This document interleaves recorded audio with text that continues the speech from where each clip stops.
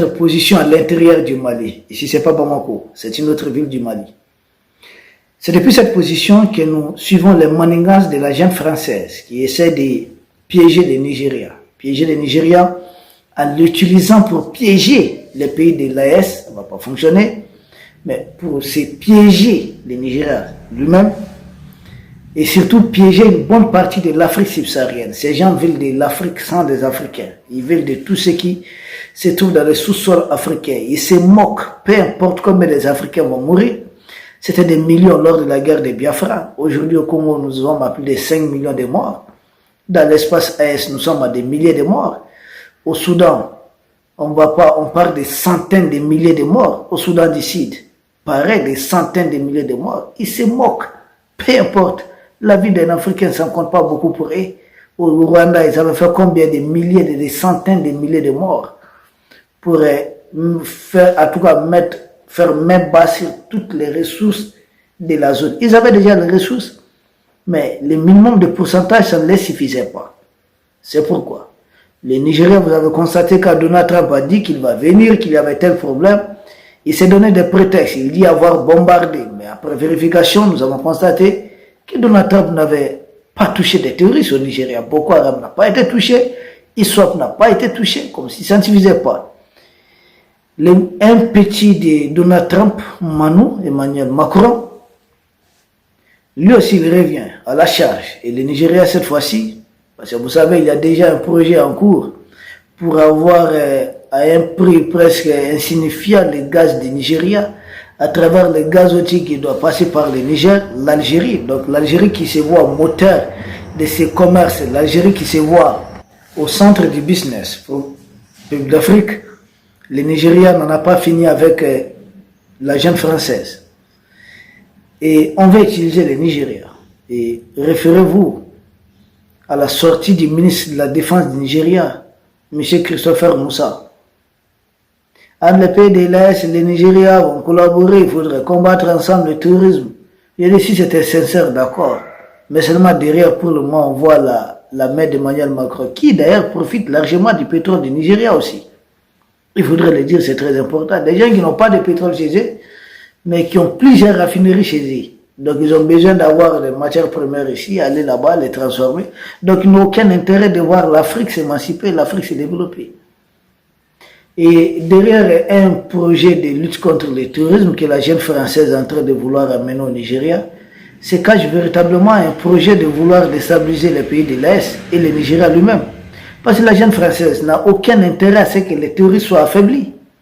Qui a mené les terroristes? C'est parce que quand nous avons vu la sortie ratée de Christopher et de l'autre là, de Christophe Goma, le député européen, qui a parlé du terrorisme au Burkina hautement, nous avions répondu, nous avons dit, mais quand vous arrivez au Burkina, force sabre, l'armée française, il n'y avait pas de terroristes en territoire burkinabé. Les terroristes sont arrivés à votre présence et ce n'est pas vous qui les avez amenés. Le Nigeria doit savoir une chose, la junte française n'a aucunement intérêt à voir les terroristes affaiblis en Afrique. Ils ont besoin de ces terroristes-là pour les utiliser dans le cadre de leur vaste projet de la recolonisation de l'Afrique. Empêcher, faire fuir les investisseurs potentiels qui devaient arriver en Afrique, transformer l'Afrique en un champ de guerre, et derrière, pendant la guerre, n'arrêtent pas leur business. C'était le cas en République centrafricaine avec les diamants. Vous vous souvenez de Bokassa? Ce qui s'est passé avec Valéry Giscard d'Estaing. Le seul crime de Bokassa qui pourtant adorait l'impérialisme français, qui appelait De Gaulle papa, qui était prêt à tout lui-même sacré empereur pour imiter Napoléon, un ancêtre des Français. Bokassa, quand il a demandé l'argent du diamant, il a été déposé parce que lui-même qu'il a été renversé 14 ans auparavant. Vous savez, Bokassa avait renversé David Dacko en 1965 et en 1979, la junte française à travers l'opération Barracuda renverse Bokassa pour ramener David Dacko. On est à peu près dans les mêmes cas de figure. Le Nigeria doit se ressaisir. Tinubu, les dormeurs, ouvrent grandement les yeux. ouvre grandement les yeux, ouvre grandement ton esprit pour essayer de comprendre, de décrypter ce qui se passe. La jeune française ne va jamais combattre le terrorisme. Ils ne vont jamais les affaiblir. L'oncle Sam ne va jamais le faire. On est en train de vous utiliser. Les packs dont vous allez nouer, en réalité, c'est une façon pour aider, former, d'équiper des terroristes en partie de votre territoire pour déstabiliser les pays de l'Est. On ne le souhaite pas. Est-ce déstabiliser? Oui, le Nigeria sera déstabilisé. Le Nigeria qui est déstabilisé, c'est plusieurs autres pays africains qui seront déstabilisés. N'oubliez pas, Al-Qaïda qui avait du mal à prospérer en Libye, en Algérie. Comment Al-Qaïda a été renforcé? C'est parce qu'ils ont déstabilisé la Libye. Demandez-vous où sont parties toutes ces armes qui se trouvaient.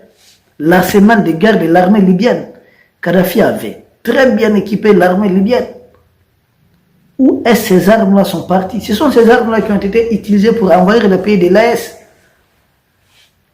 Et on ne souhaite pas, si ces gens parvenaient à déstabiliser le pays de l'Est, les armes seront utilisées pour déstabiliser quel autre pays? Parce qu'en Libye, nous on disait que c'était un peu éloigné. Maintenant, nous avons subi les mêmes sorts. Nous avons été déstabilisés. Nos armées se battent maintenant pour asseoir la stabilité. Mais de l'espace AS, le Nigeria fait frontière avec le Niger. Et l'autre là, Ouadani du Bénin, l'autre là, mais ils ne sont pas épargnés. Pour le moment, les pays de l'Est leur tiennent tête. Est-ce que les gens savent que les impérialistes n'ont jamais pardonné même à leurs propres vassaux, à leurs larbins, à leurs laquins? Tinubu pense, ce n'est pas une question de Tinubu, c'est une question du pays. Qu'est-ce qu'ils veulent faire de votre pays? Ils n'avaient pas proxy en Afrique comme Mobutu. Ont-ils utilisé des rebelles ou des terroristes pour renverser Mobutu, oui ou non? Combien de Congolais ont perdu la vie? Ils avaient tellement de proxys qu'eux-mêmes ils ont contribué à renverser. On ne va même pas citer toute la liste. Mais Tombalba, c'était leur homme, hein, le premier président du Tchad. Il a suffi qu'il essaie de se rapprocher de la Libye. Il était renversé. Même à Mani Djouri du Niger. Il faut que les gens comprennent. C'est pas même Blaise Compaoré. Ils ont contribué à son renversement. D'une manière ou d'une autre. Ça aurait été M. Ouattara. Ils allaient l'autoriser à réprimer massivement. Ça n'allait jamais s'arrêter. Jusqu'à ce qu'il n'ait plus besoin de lui. Et pour le matin qu'il y a l'AES, certains se croient encore à l'abri.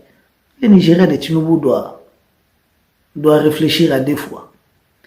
Vouloir nouer des partenariats avec ces gens qui étaient ici, qui ont fait 10 ans ici, et qui n'ont fait que renforcer les terroristes ici, mais les gens, une chose est sûre, si les impérialistes n'étaient pas intervenus en Libye, nous, on n'allait pas être déstabilisés, comme ça. Si les impérialistes n'avaient pas mis pied ici au Mali, peut-être ça n'allait pas arriver au Burkina comme ça. C'est parce que Blaise même a facilité ça. Et si les impérialistes n'avaient pas mis pied au Mali, au Burkina ou au Niger, ça ne devait pas arriver au Niger. Ils ont poussé Bazoum à signer l'impact de non-agression avec des groupes terroristes à ce moment. Malgré cela, le Niger continuait de subir les attaques. Et Bazoum expliquait cela par le fait que son armée n'était pas en mesure de combattre les groupes terroristes. Vous voyez, dans des pays où on oblige les dirigeants à signer un pacte de non-agression avec les groupes armés terroristes, mais c'est affaiblir les terroristes ou bien ça les renforce? Tout ce que la junte mauritanienne verse à ces groupes terroristes, ça les affaiblit ou bien ça les renforce? S'ils sont renforcés, ils attaquent qui? Ce sont les populations noires d'Afrique qui sont attaquées. Tinubu doit ouvrir les yeux. Bon, ouvrir les yeux ne suffit pas. Grandement l'esprit pour comprendre ce qui se passe. Mais c'est triste. Ils veulent l'utiliser parce que la jeune française n'a jamais renoncé à l'espace AES. Mais elle va renoncer des grèves de force. C'est là que hier ils ont fait envoyer des groupes terroristes pour mener des attaques. Ces groupes terroristes étaient bien matés. Ils sont toujours en train de tourner, de rôder tout autour.